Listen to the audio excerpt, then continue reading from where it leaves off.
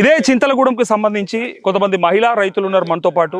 So సన్నకారు చిన్నకారు రైతుల మీదకే ఈ ప్రభుత్వం ప్రతాపం చూపిస్తూ ఉంది. మా 2 ఎకరాలు 3 ఎకరాలు 4 ఎకరాలు గుంజుకుంటే రింగ్ రోడ్ పేరు మీద రేపు పొద్దున మేము ఎట్లా బతకాలి, మేము ఎట్లా వ్యవసాయం చేసుకోవాలి, మాకు ఇది తప్ప ఇంకోటి తెలియదని చెప్పి డైరెక్ట్ రైతులు అంటా ఉన్నారు. పెద్దల భూములు కాపాడతారు ఎట్లా, వాళ్ళ పొంటి ఎందుకు రింగ్ రోడ్ రాదు, పక్క పొంటి ఎందుకు పోతుంది, మా దగ్గరికి వస్తే మా భూముల మీద ఎందుకు ఎక్కిస్తా ఉన్నారు. సో మా భూములను మేము ఎట్టి పరిస్థితుల్లో ఇచ్చేది లేదు. మరి అలైన్మెంట్ మారుస్తున్నారు, రకరకాల హామీలు అయితే ఇచ్చిండ్రు, ఎన్నికలప్పుడు కూడా అదే చెప్పిండ్రు, మీకు ఎందుకు మీ భూములు పోకుండా కాపాడతామని చెప్పారు. కానీ ఇలా మీ అలైన్మెంట్ అయిపోయింది, ఇక త్వరలో రింగ్ రోడ్డు అని చెప్తే ఇక వీళ్ళంతా ఆగమైపోతా ఉన్నారు. సో ఆ రైతుల దగ్గరకు వచ్చినాం. చింతలగూడెం దగ్గర మనతో పాటు కొంతమంది మహిళా రైతులు ఉన్నారు, మాట్లాడదాం. అక్క చెప్పురు అక్క, ఏమైంది అసలు, ఈ భూములు పోతే ఎట్లా బతుకుతారు, ఏంది పరిస్థితి అంటే? బతకలేం సార్, ఇది పోతే మాకుందే ఇదా. ఏం పేరమ్మా నీ పేరేం పేరు? ఆగమ్మ. ఆగమ్మ. ఎంత ఉంది నీకు భూమి? 4 ఎకరాలు ఉంది. ఏడుంది అంగో ఆ కొట్టం. అదా కొట్టం. ఏం చేస్తావు నువ్వు? పత్తే చేసుకుంటాం రైతులం. ఎట్లా బతకం చెప్పు మేము? ఎట్లా మీ ఓళ్ళు సంపాదించింది అది భూమి? మీరా? మేమే సంపాదించుకున్నాం. రూపాయి ఒక్క దగ్గర వేసుకొని కొనుక్కున్నాం సారు. మరి కొనుక్కుంటే ఇప్పుడు ఆయన ఉన్నది 4 ఎకరాలు పోతే మా పిల్లలు ఎట్లా బతారు? మా ఘటం అయితే వెళ్ళిపోయింది.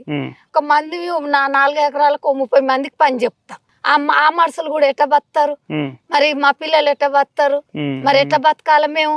మాకు రోడ్డు రావద్దు. ఇడంగా మొత్తం 4 ఎకరాలు 4 ఎకరాలు ఏం మిగులుతలేదు సార్. మొత్తానికి మొత్తం పోతుంది. మరి ఎట్లా బతకాలి? మీకు వ్యవసాయం తప్ప ఇంకోటి తెలియదు? ఇంకోటి మాకు తెలియదు. ఇప్పుడు నీకు 4 ఎకరాలకు 1 కోటి రూపాయలు తెచ్చి చేతిలో పెట్టినా నువ్వు ఏం చేసుకోనో తెలియదు. ఏం చేయాలా? పైసలు ఏం మింగితే ఓడన్నా భూమి దొరుకుతుందా మాకు? 1 కోటి రూపాయలకైనా రాజమంతా పోతుంది. ఆడ ఎన్ని వేలు అడుగుతాడు, ఎన్ని కోట్లు అడుగుతాడు. 4 ఎకరాలకు ఆయన 200 గజాలు రాదట ఈ పైసలకు. మరి 4 ఎకరాలు అమ్మితే మరి ఏం నుంచి పోతుంది సార్? మాకు గజం భూమి కూడా రాదు. ఆయన 1 కోటి రూపాయలు ఇచ్చినా మాకు 500 గజాలు ఎకరాలు పోతే మేము బతకలేము. లేదన్న పెద్ద పెద్ద వాళ్ళ ఎందుకు పోవు సార్? ఇప్పుడు ఆ డిబీస్ ఓడు పుట్టుకడుగా బతుండ దాంట్లో ఎందుకు పోదు డిబీస్? ఇక్కడనే కాదమ్మా, మనం మొత్తం తెలంగాణలో ఇన్ని జిల్లాలకి వెళ్ళి పెద్ద పెద్ద వాళ్ళ భూములకి వెళ్ళి పోతలేదు. మా చిన్న రైతులకు ఎందుకు పగబడుతుర్రు వాళ్ళు? మేము చేసుకొని బతికేదే ఇది.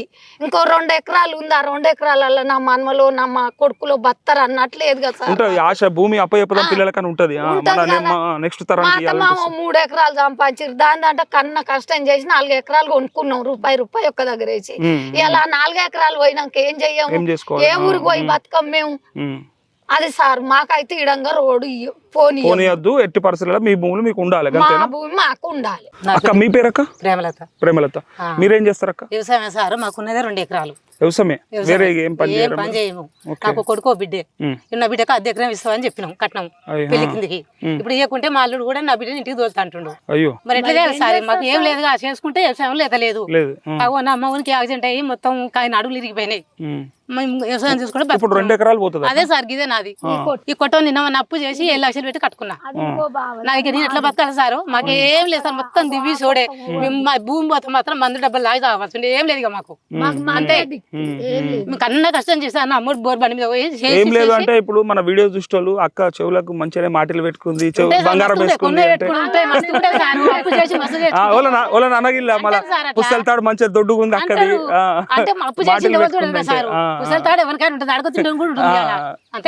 డబల్ తాడు వేసుకుంది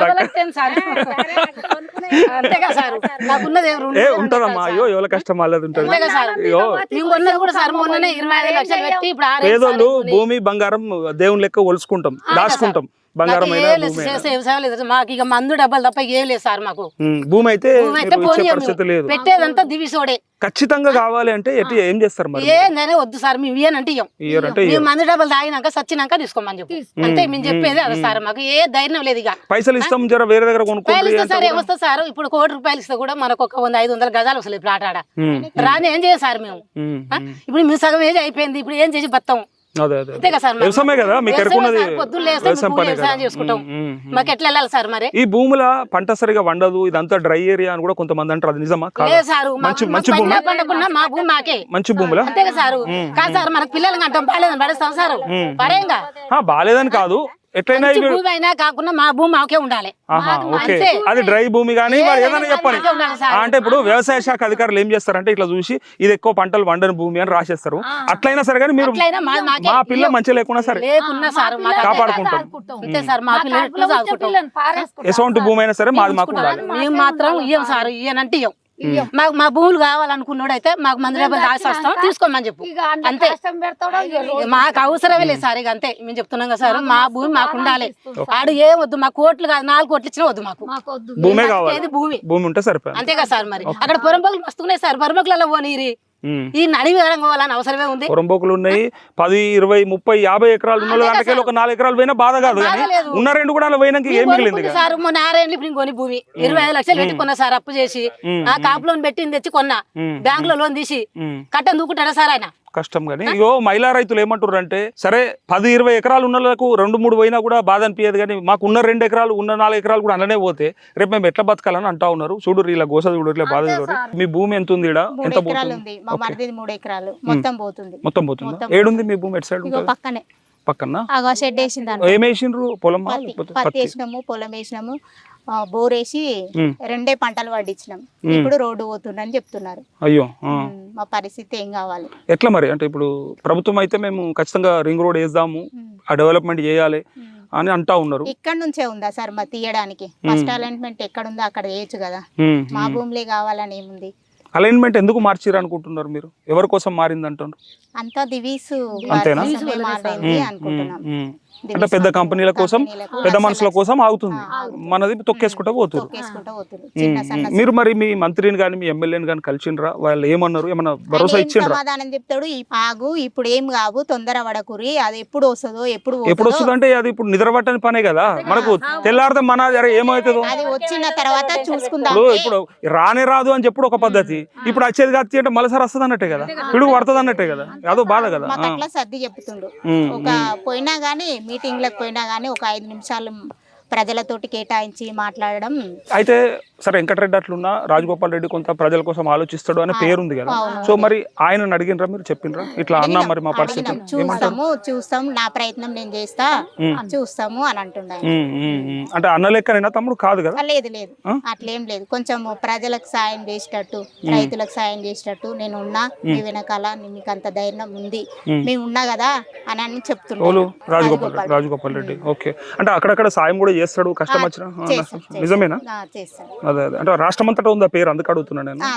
కొంతమందికి ఐడియా ఉంటది కదా, ఏదైనా ఆపతుంటే సంపద. ఈ రోడ్డు పోకుండా చేస్తే మాకు చేసింది అన్న ఫీలింగ్ ఇంకా ఎక్కువ ఉంటది. ఇప్పటిదాకా చేసింది ఒక ఎత్తు, ఇప్పుడు చేసేది మరొక 10 ఎత్తు లెక్క. ఇన్ని రోజులు ఎంత సేవ చేసినా సరే వేస్ట్. ఇది ఆపే అంత శక్తి ఉండాలి ఆ సార్కి.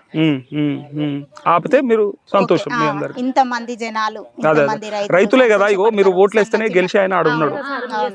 మీరు వేయకపోతే రేవంత్ రెడ్డికి గాకుర్షి ఎక్కడిది, కోమటిరెడ్డి వెంకటరెడ్డికి గాకుర్షి ఎక్కడిది, ఇలా వాళ్ళ రాజభోగాలు ఎక్కడి.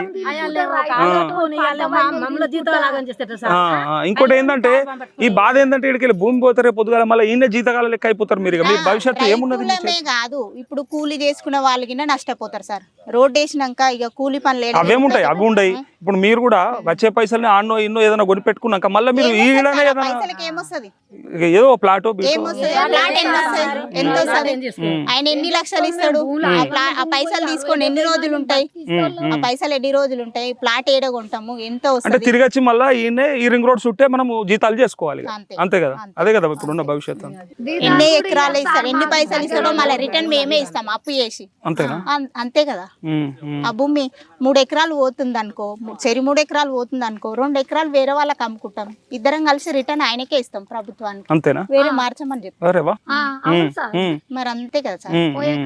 వాళ్ళు ఇచ్చే పైసల కంటే మీరే అమ్మి వాళ్ళకే ఇస్తారు, ప్రభుత్వానికే ఇస్తారు. తీసుకొని ఎటైనా పోండి, గాలినన్నా వేసుకోరు, యానన్నా వేసుకోరు. ఇప్పుడు భూములు ఉన్నాయి కదా సార్ వేరే. అంటే ఇప్పుడు వాళ్ళు ఎంతసేపు ఏం చేస్తారంటే వ్యవసాయ శాఖ అధికారులు పిలిచి ఏడ భూములు వ్యవసాయానికి అనువుగా ఉన్నాయి, ఎక్కడ లేవు, ప్లస్ అక్కడ వేస్తే పెద్దగా ఇబ్బంది ఏం లేదు, రైతులు కూడా తక్కువ పైసలు ఇచ్చినా ఒప్పుకుంటారనే లెక్కేస్తారు వాళ్ళు ఎప్పుడైనా కూడా. సో ఇక్కడ కూడా అట్లా వేసిరు అనేదే లెక్క. అందుకే మళ్ళీ మిమ్మల్ని అడుగుతా ఉన్నా నేను, ఇది ఈ భూమి మరి పంటలు పండని భూమి అన్నట్టుగా మాట్లాడుతుంది. పండుతాయి సార్, పండుతాయి. పంట పండందే భూములు, పత్తి చేనులు ఇట్లా వేసినామా, వ్యవసాయం పచ్చటి పొలాలు నాటి పెట్టినాం, అట్లా ఎట్లుంటది సార్, అది రాంగ్. మరొక మహిళా రైతు ఉన్నారు ఇక్కడ మాట్లాడు. అమ్మ నీ పేరేం పేరు? నా పేరు మల్లమ్మ సార్. కానీ మాకు లేదు, భూమి అయితే లేదు. భూమి లేదా? కానీ మేము ఇంత రైతుల దాంతో పోయినాక మేము కూడా ఎట్లా బతాం సార్, మేము చేసుకొని బతాం చెప్పి మాకే బాధ అనిపిస్తుంది. వాళ్ళకి ఎంత ఉంటది? ఓకే, అవును మరి మేము ఎట్లా బతకాలి? భూమి లేకుండా నువ్వు వచ్చినావు ఇప్పటికి? అవును సార్, మాకు ఇక్కడ దగ్గర ఉంది, మేము దూరం పోయి చేసుకోవాలంటే ఎట్లా చేసుకొని బతాం చెప్పు సారు. మాకు అలాగంటే ఎక్కువ బాధ ఉంది సారు. అట్లా చేస్తే ఎట్లా ఆయన కూడా అసలు కంపెనీ పడ్డప్పుడు ఆడ 5 ఏళ్ళు బోర్డు పెట్టినప్పుడు తీసేస్తే అయిపో, కానీ మేము ఇంత కాడికి వస్తుంది అనుకోలేదు సార్. ఇప్పుడు ఈ భూమిలో పని చేసినావు నువ్వు ఎప్పుడన్నా? అదే ఎందుకు మేము పొద్దున్న ఇలా కష్టం చేసుకొని ఇలా కష్టం చేసిన నీకే ఇంత బాధ అయితే ఈ భూమి యజమానికి ఇంకెంత బాధ ఉంటుంది? అదే అందుకే అడుగుతున్నా, మాకు బస్సు బాధ ఉంది నీకే గంత బాధ అనిపిస్తే వాళ్ళకైతే అసలు భూమి మీద ఉంటది కదా ఎమోషన్. మరి మేము ఎక్కడ పోయి బతాం సారు చెప్పు? మేము పొద్దున్న లేస్తే మా పిల్లలు మేము కష్టం చేసుకొని బతాము, మాకు దగ్గర పోయినాక మా రైతులకే లేని మేము ఎట్లా బతాం సార్? అమ్మ నీ పేరేం పేరమ్మా? కలమ్మ. కలమ్మ. మీకు ఎంత ఉందవ్వా ఇక్కడ? ఎకరం ఉందా? ఎటు దిక్కుంది? పై. ఓకే, ఏమేస్తావు అందులో పంట? ఏమేసి? పత్తి వేసిర్రా? ఓకే. ఇప్పుడు మీ దాంట్లోకి వెళ్ళి కూడా రోడ్డు పోతుంది అంటుర్రా? Okay sir. 3 కొడుకులు నుంచి 3 చచ్చిపోయారు. అయ్యో. మేము ఇద్దరే ఉన్నారు. మా 2 కోడళ్ళు, ఒక ఆమెకు ఒక కొడుకు, ఒక ఆమెకు ఒక బిడ్డ, ఒక కొడుకు. వాళ్ళ అమ్మగారి ఇళ్ళల్లో వాళ్ళు షేర్ అమ్మగారి ఇంటికాడ ఉన్నారు.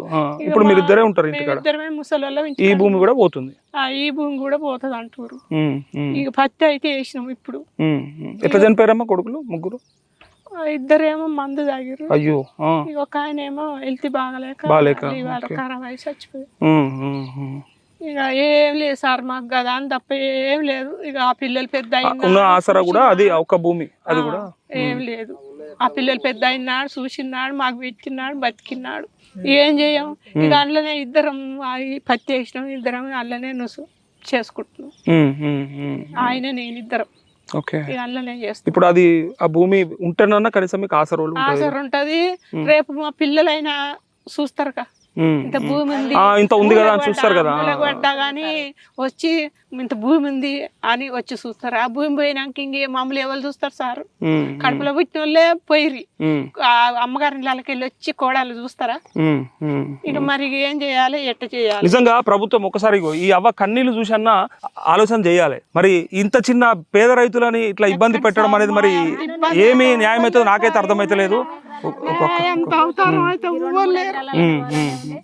ఆయన కాళ్ళు నడవస్తలే బాగా. ఇక ఇదే ఎకరం చేసుకుంటాం, అందులోనే తింటాం, అందులోనే ఉంటున్నాం. ఇప్పుడు ఏ కోడళ్ళు పెడతలేరు, ఏ కొడుకులు వేయవు. ఇక కొడుకులకే పోయిర్రు. ఏ కోడళ్ళు అడగని నోరు తెరిచి. సో పేద రైతుల భూములని కాపాడమని చెప్పేసి వేడుకుంటా ఉన్నారు. మా భూములే కాదు మరి మిగతా రైతులందరూ, మరి పెద్ద రైతులు ఉన్నారు, వాళ్ళదేమో పోదు ఎట్లా, మాది మాత్రం పోతుంది ఎట్లా, మాకున్న ఆధారం కూడా ఖరాబ్ చేసేటట్టున్నారు అని చెప్పి మరి ప్రజాప్రభుత్వం ప్రజాపాలన పేరు మీద రేవంత్ రెడ్డి ఇన్ని మాటలు చెప్పి చివరికి ఇట్లాంటి పరిస్థితి తీసుకొచ్చిందని చెప్పి ఇలా గోస చూస్తే మామూలు గోస కాదు, మామూలు బాధ కాదు. గోసనా సార్, మాది మస్తు గోస ఉంది. పుట్టినైతే మస్తు బాధ ఉంది నాకు.